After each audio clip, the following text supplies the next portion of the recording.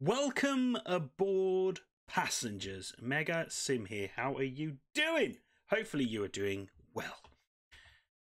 Today's video, yes, it's slightly late, but it's just trying to find the time to do it. Yesterday I was all over the place in a couple of different places, so yes, just doing the video today. This might be the last video for a little while. I'm going to be in London the whole of next week. Darting around with an install to a large location, so we'll be going to do that. So if I can do these news article updates on my laptop in the hotel, I will try.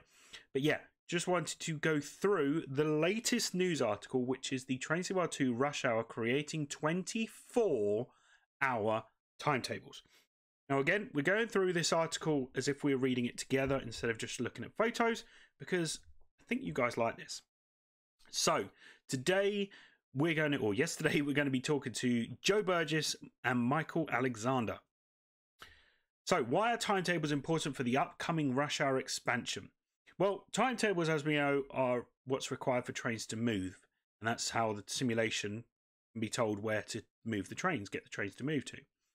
So without the timetable, there wouldn't be scenarios, wouldn't have a train sitting at a station. The timetable tells exactly every train where to be and where to go. Everything is there.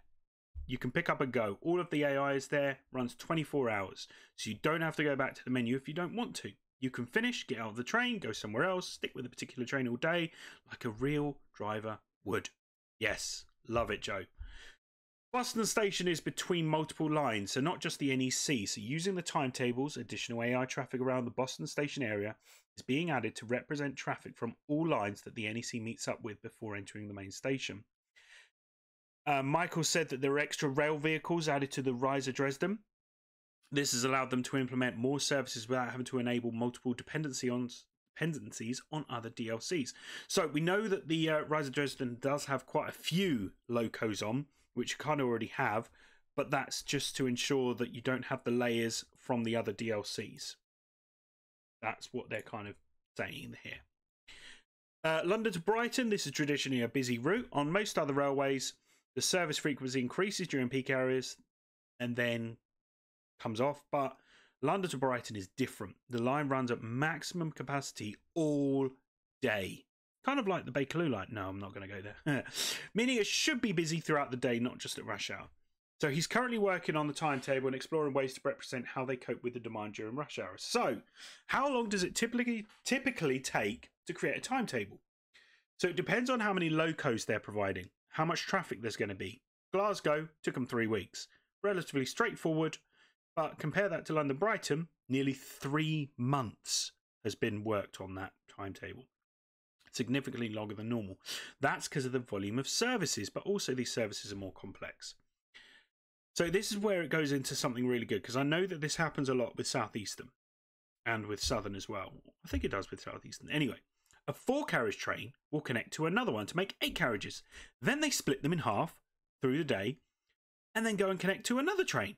So to work down in the game took a lot of planning. So you'll get a train that starts off as a 4, then turns into an 8, then halfway through the journey it will split into a 4.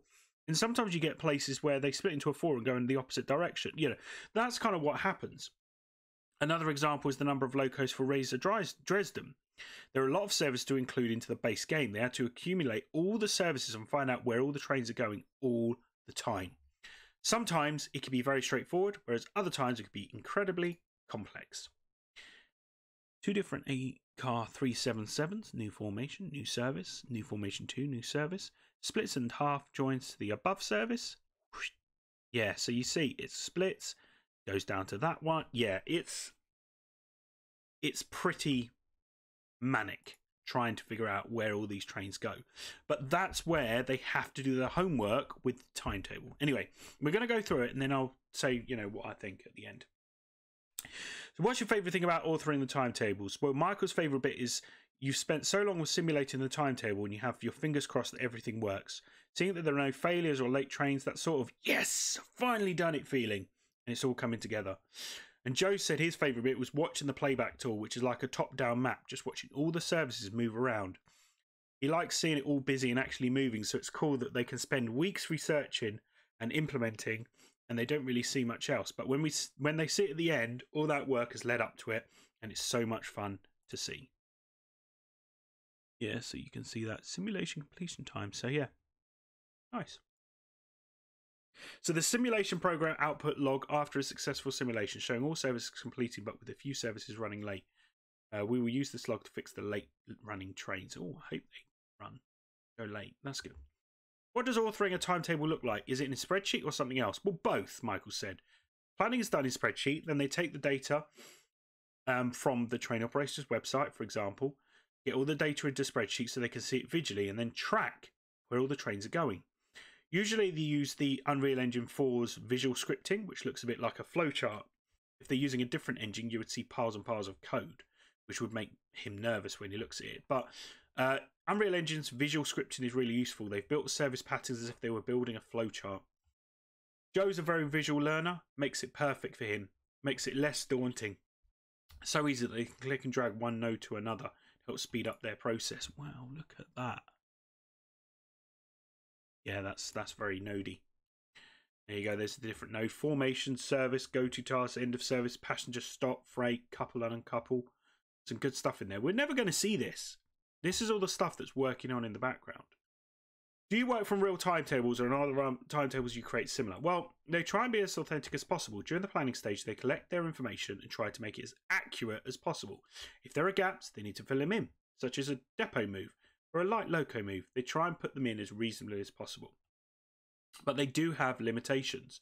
The main one is it's 24 hours, not the whole day. It's a looping 24 hours. So at the end of the day, they have to make sure everything is back in the same place. And they also can't go past midnight. He's tried it. The game gets very confused. So he remembers the first time he worked on a timetable, Michael, and remembered his boss at the time telling him, every timetable has a Cinderella effect. Everything they've placed on that route at midnight has to be there at the end of the day. I'm going to go into this. That's interesting because you know what it's like with real trains. You're always going to have a different train. And they're always going to have different timetables throughout the day. So you may have a train that starts at 1 minute past midnight at London Victoria, but the 1 minute past midnight train the next day could be a totally different train. But they're trying to ensure that the same train goes back. So it's realistic, but they've got to ensure that that exact train goes back to where it started before midnight. That's the thing that they've got to get right. That's it. Because something that I dropped. That's the thing they've got to get right. Because with that, will it be realistic that that train always goes back to the right place? No. But they're trying to ensure that the timetables are met with that. And potentially that turns into they're not going to have the exact same amount of trains as Southern does have. You know, Gatwick Express. How many Gatwick Express 387s have they got? Dovetail may have less because they're using the timetables to put those fewer trains back in the same place. Do you get what I mean? If they had 10 trains, then 10 trains going back and forth, those 10 trains could be in the wrong place. But if they did 5 trains, they go exact back, forth, back, forth, back, forth, back, forth, and go back to the place that they should be in the end. Anyway, so yeah. Realistic, but not realistic at the same time. Do you know what I mean? Just, yeah. I like it, though. I like it. So, with that 24-hour thing, hopefully that is really going to push Brighton Main Line, because Brighton Main Line is so busy. There's trains in and out all the time. And we don't really get that in Train Sim World 2 at the moment. We don't get it. And it's... I don't say it's frustrating. It's not frustrating. It's difficult because you're trying to make it realistic, but you're just not seeing the trains. You know when you go on Bakerloo Line and there's a half an hour wait in between? It's like, that never happens on the Bakerloo Line. They come every 2 minutes, maybe less, maybe you're slightly more, but not half an hour, you know. And that's the thing. I know there are trains that will be like hourly. You know, think of just as an example, you know, think of Heathrow Express. That's every 15 minutes, isn't it? Or it might be different now, but that's how it used to be. Every 15 minutes. You know, say, well, we're going to have that on the Great Western Express, but you're going to have them every hour. Well, no, every 15 minutes. There's always at least 2 trains in the station, you know, that go in and out all day. And they're just constantly changing. The same with the HSTs on Great Western Express, where you've got these timetables. It's like, what, every half an hour? I don't think it's every half an hour. I think it's a lot less. Because, you know, you could be sitting at Hayes Station. You could have HSTs passing constantly. Every few minutes there'll be another train. But on the timetables that we've had previously, they've been sporadic. You know, they've been further apart. Yes, there are trains like the ICE where it is an hourly service. Yeah, that's fine. I don't mind that. But it's the local trains, the trains that are doing more. The suburb train, you know, the ones that are always in and out, not the expresses. You know, I don't know what the Gatwick Express is. I've not looked. Is it every half hour? Something like that.